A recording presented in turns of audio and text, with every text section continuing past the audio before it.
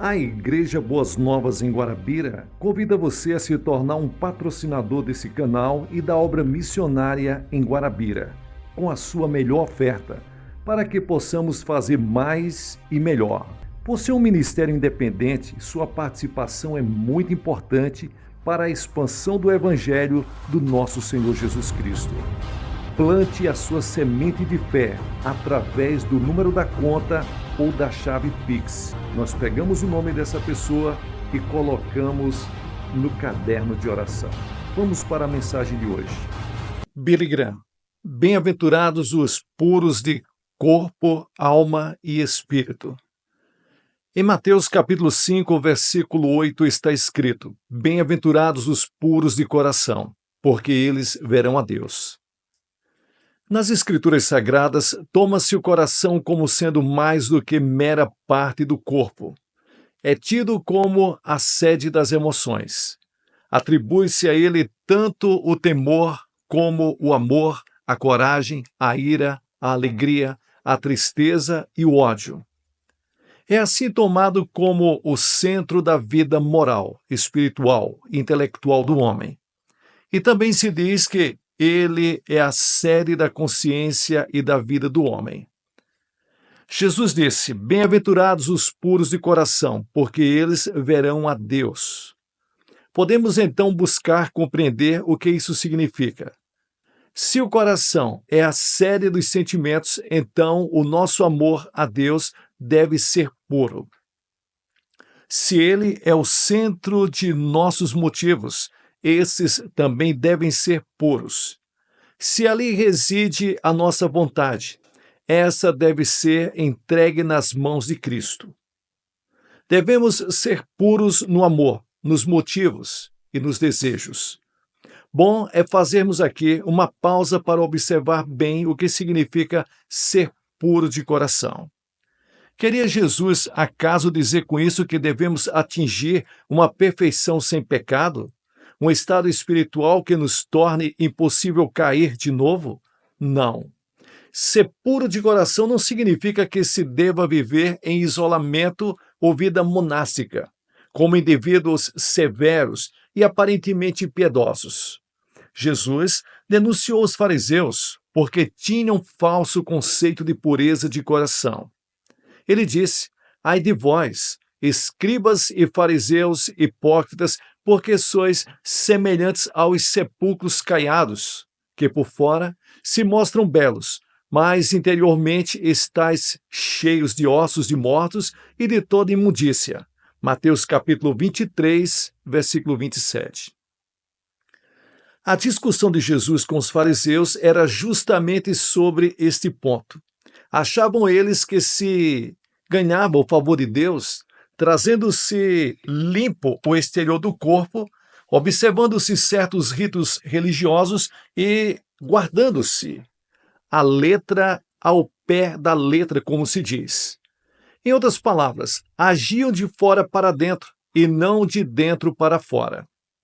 Mas esse não é o plano nem a maneira de Deus agir. Isso não produz pureza de coração, nem propicia felicidade de alma.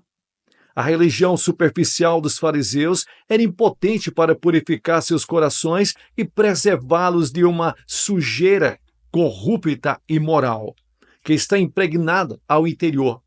Por isso, não eram homens felizes. Tinham semblantes carrancudos, tensões nervosas e frustrações. Viviam cheios de ressentimentos, amarguras, preconceitos e ódios. Por quê? Justamente pelo fato de haverem perdido o conceito de Deus acerca da pureza de coração. Achavam que, seguindo à risca a letra da lei, tinham feito tudo e eram perfeitos. Mas Jesus ensinou que Deus olha para além da letra e dos atos exteriores do indivíduo. Ele sonda e pesa os corações e julga tanto o exterior como ainda o mais interior, os motivos, os pensamentos e intenções do coração. É isso exatamente o que Deus faz conosco. Ele não julga nossa bondade superficial nem a nossa maldade aparente.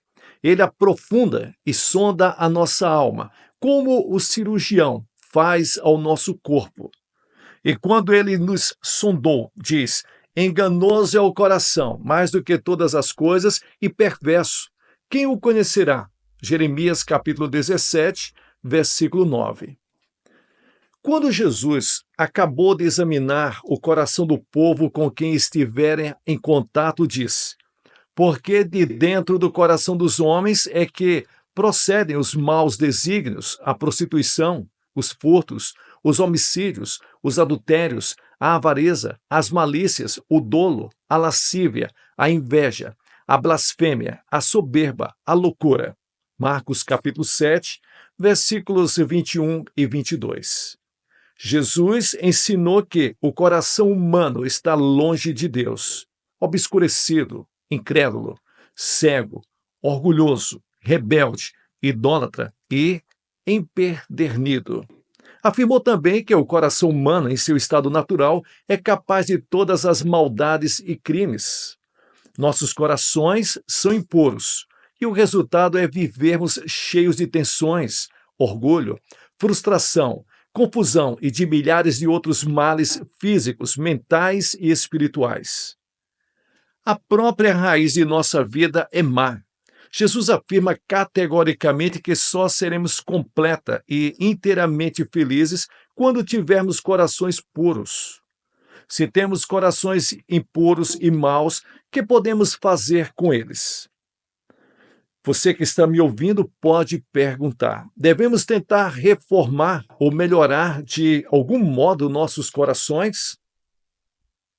O homem sempre intenta viver independentemente de Deus e de sua graça transformadora, e sustenta que o meio, a educação e atitudes mentais, sendo retas, podem mudar o coração e torná-lo puro.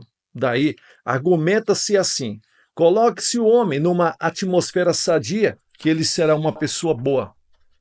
Muito embora isso pareça perfeitamente lógico, como muitas das boas teorias fabricadas pelo homem, a verdade é que não tem a menor solidez. Há outras pessoas que afirmam que a nossa atitude mental para com a vida precisa ser modificada. Se pensarmos retamente, andaremos retamente. Para essas pessoas, o problema do mal é psicológico. E dizem: pense de maneira positiva. Como o homem pode pensar de uma forma positiva se o seu coração não tem essa capacidade?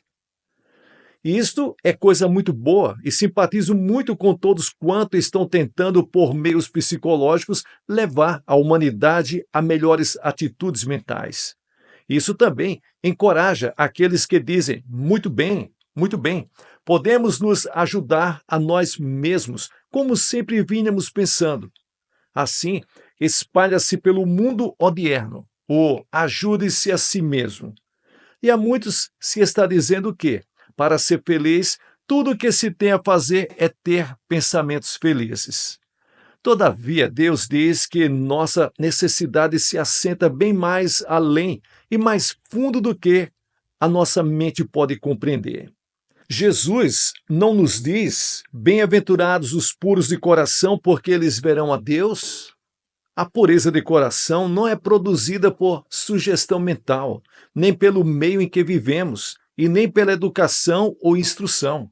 É um milagre operado pelo próprio Deus. A Bíblia diz: eu vos darei um coração novo, e porei dentro de vós um espírito novo, e tirarei o coração de pedra, e colocarei um coração de carne. Ezequiel capítulo 36 e o versículo 26. Pureza de coração é o resultado de renascimento, um milagre, uma nova criação. É como a Bíblia diz: os quais não nasceram do sangue, nem da vontade da carne, nem da vontade do homem, mas de Deus. João capítulo 1, versículo 13. Você precisa de um coração novo, limpo, perdoado e justificado. E esse coração só pode ser recebido como um ato de Deus, na base da morte de Cristo na cruz do Calvário. Jesus insistia em que nós devemos nos tornar como crianças para podermos entrar no reino do céu. Você precisa ser como criança e, pela fé, apanhar aquilo que você não pode entender inteiramente. Por certo, a pureza de coração é requisito preliminar para se entrar no reino do céu. Não há possibilidade de o homem entrar nesse reino sem primeiro receber pureza de coração. Essa pureza ou purificação de coração vem como um ato de Deus, depois de você haver deixado o pecado e recebido a Cristo como seu único e suficiente Salvador. Você já recebeu um coração novo? Se já o recebeu, então já encontrou o princípio do segredo da felicidade. Não se tendo coração puro, não se pode ter vida pura. Muita gente hoje em dia está tentando pôr o carro diante dos bois. Ensinam por aí a corações velhos e desiludidos a pureza de motivos, de desejos e de ações. Não admira, portanto, que vejamos ao nosso redor pessoas inúmeras vivendo uma vida moral além da vontade de Deus, caídas, apesar do nosso alardeador conhecimento de práticas e técnicas psicológicas. Motivos, desejos e atos puros só podem brotar de corações puros. Se você recebeu de Deus um coração limpo e puro, poderá viver vida pura. Teologicamente, como já vimos nas outras mensagens, a felicidade pela fome e pela sede, isso se chama santificação. Os de coração puro são semelhantes a Cristo. É da vontade de Deus que sejamos conforme a imagem de seu Filho Jesus Cristo. Se Cristo vive dentro de nós e nosso corpo se torna a morada do Espírito Santo, será de admirar que nos tornemos semelhantes a Cristo? A Bíblia diz: tende em vós o mesmo sentimento que houve também em Cristo Jesus. Filipenses capítulo 2 e o versículo 5. Jesus tinha um coração humilde e manso. Se de fato ele mora em nós, o orgulho jamais vai dominar nossa vida. Jesus tinha o coração cheio de amor. Se ele habita em nós, o ódio e as amarguras nunca nos governarão. Tinha ele coração compreensivo e perdoador. Se ele está dentro de nós, a misericórdia norteará nossas relações para com nossos semelhantes. Jesus tinha coração sumamente altruísta, pois nada havia nele de egoísmo. Se ele permanece em nós, nunca seremos egoístas, mas serviremos a Deus e ao próximo, deixando para trás de nós os interesses egoísticos. Você diz: isto é uma coisa muito pesada. Não vou conseguir. E eu admito que sim. Mas impossível seria se você tivesse que se equiparar com Cristo por meio de sua própria força e com o seu coração natural. O apóstolo Paulo reconhecia que jamais atingiria com os seus próprios esforços um coração assim puro, mas disse: tudo posso naquele que me fortalece. Filipenses capítulo 4 e o versículo 13. Deus não deixou você sozinho, ouvinte, como cortado de um tronco de árvore. Jesus disse a seus discípulos: eis que estou convosco todos os dias, até a consumação dos séculos. Mateus capítulo 28, versículo 20.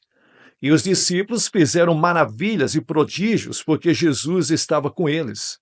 Eram apenas um grupo de pessoas rudes e iletradas, mas com Cristo em seus corações transformaram o mundo. Atos capítulo 17 e o versículo 6.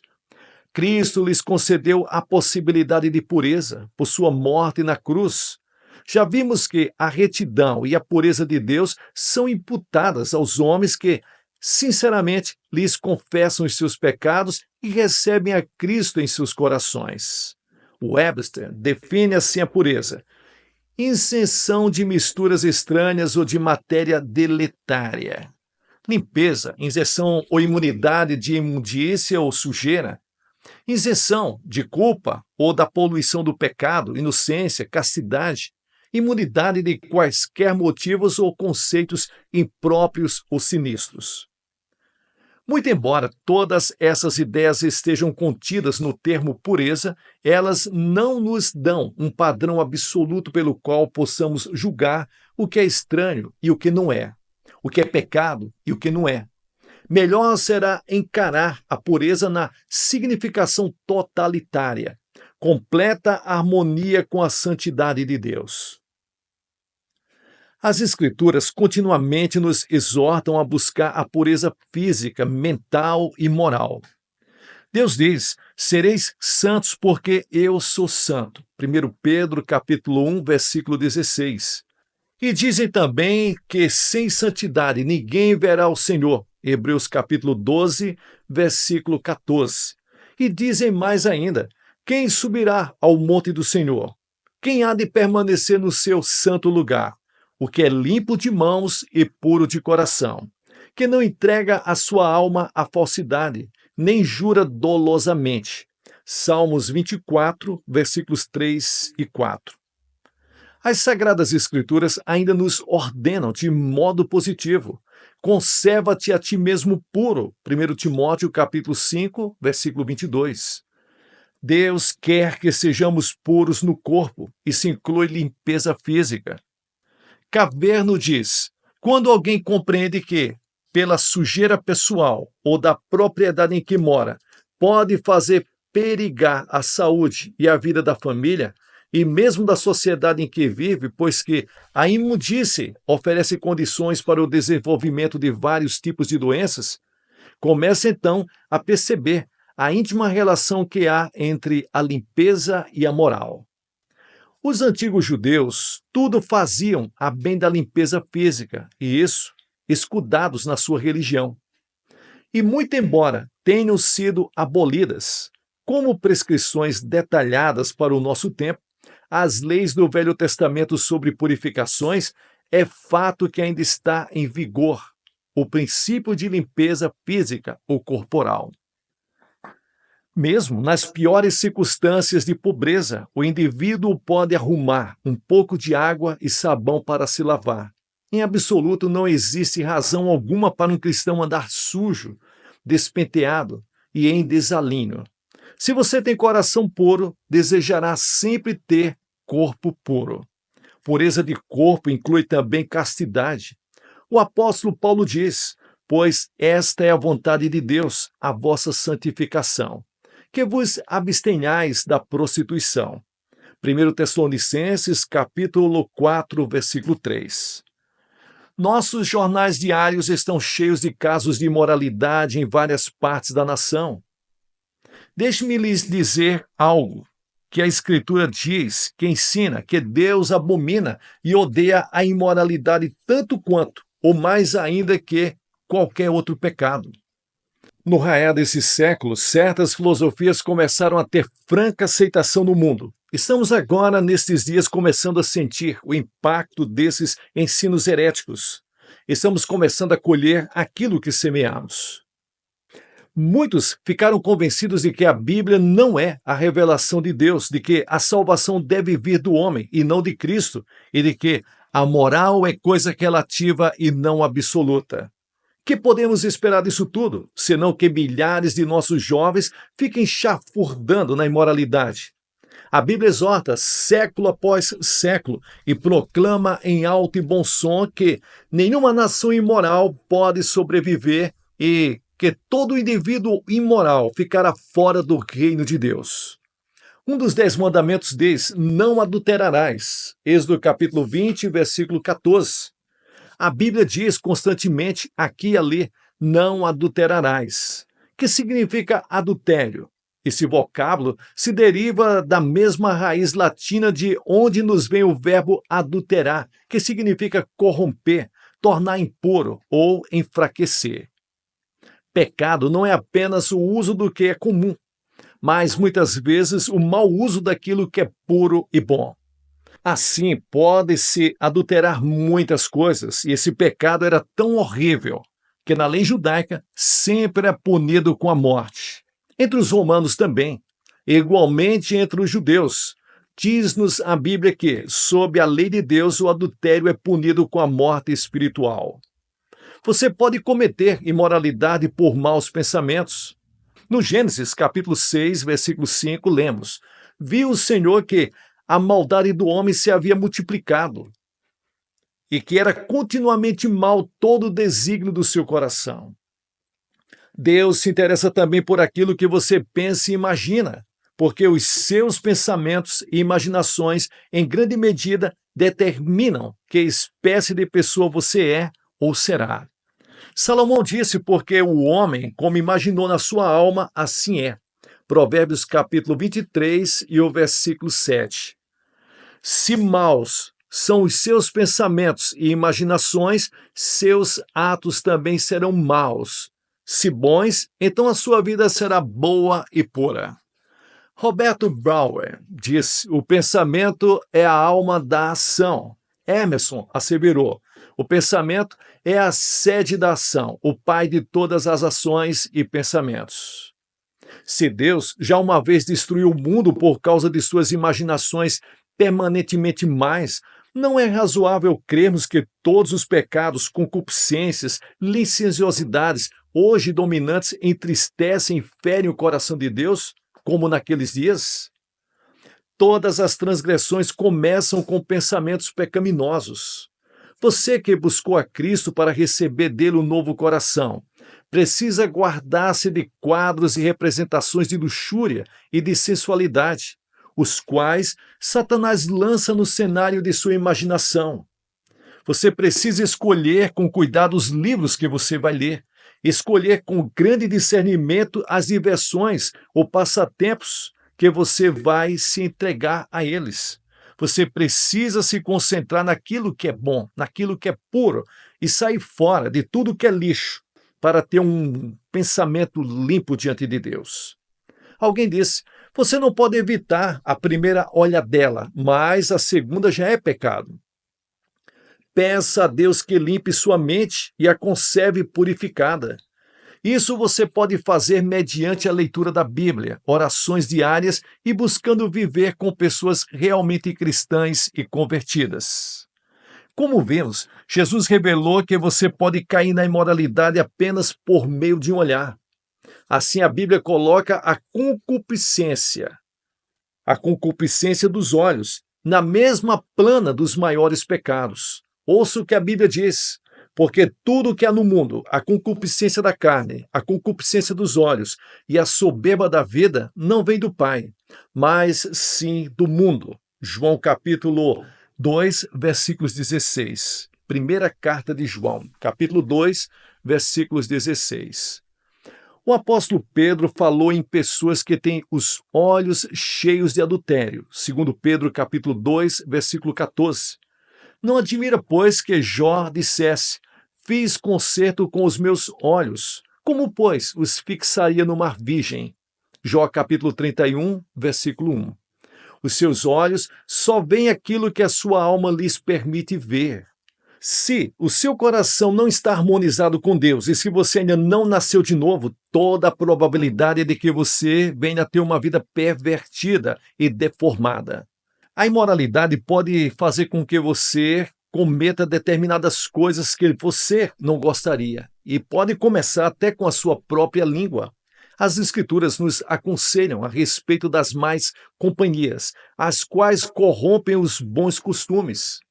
O salmista disse: põe em guarda, Senhor, a minha boca e vigia a porta dos meus lábios. Salmos 141 e versículo 3.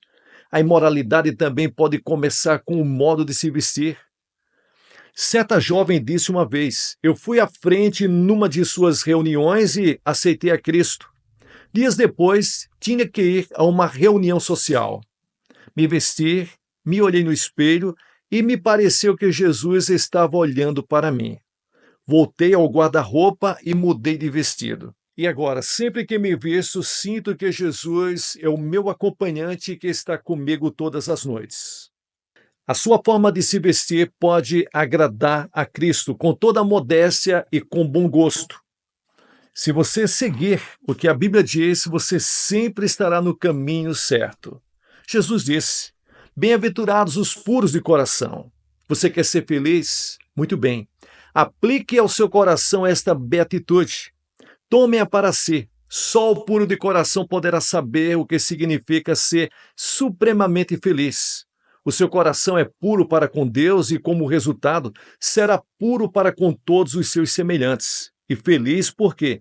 Possuindo Aquele que é tudo em todos não cobiça os bens materiais e humanos. É feliz porque não cobiça o louvor de outros homens, nem o lugar que outros ocupam ao sol. Porque não é inimigo de outros, nem de ninguém, e porque não trata ninguém como inimigo seu. O resultado qual é? Aquele que foi perdoado de graça também graciosamente perdoa a todos quanto o ofendem. Assim, ele se vê purificado da insolência e da malícia. Mas a maior felicidade que desce sobre o puro de coração não é apenas essa relação justa e própria para com os homens, mas essa sublime relação para com Deus, porque verão a Deus. As portas do Éden abrem-se novamente para ele, e Deus e os homens de novo andam juntos. O segredo da felicidade é Deus. O segredo de se ver e conhecer a Deus é o coração puro. E coração puro só pode ver das mãos de Deus. Alcance um coração puro e daí você poderá ser completamente feliz, sejam quais forem as circunstâncias. Que Deus abençoe você ricamente. Pessoal, aqui é o pastor Gilson Soares, da Igreja Boas Novas, em Guarabira, na Paraíba, fazendo as locuções das mensagens do reverendo Billy Graham. Você que chegou até o final, dê um like para abençoar o canal. Veja se você está inscrito no canal Boas Novas Guarabira, compartilhe com outras pessoas, diga de onde você está nos acompanhando. Se você tiver um testemunho, deixe nos comentários e considere abençoar esse canal e a obra missionária na cidade de Guarabira, na Paraíba, com a sua melhor oferta para que possamos fazer mais e melhor. Nós estamos trabalhando com cruzadas evangelísticas, obras de assistência social, levando o Evangelho de Cristo não só no Brasil, mas no mundo, através das obras missionárias. Seja um abençoador com a sua melhor oferta. Envie o seu pedido de oração ou o comprovante da sua oferta, do seu dízimo, do seu voto, através do número do WhatsApp ou do Telegram, que nós disponibilizamos na descrição. Que Deus te abençoe ricamente. É uma promessa de Deus. Dai e ser-vos-á dado boa medida, recalcada, sacudida, transbordante, generosamente vos darão. Com a mesma medida que você medir, você vai ser medido. Aquilo que você plantar, você vai colher. Plante.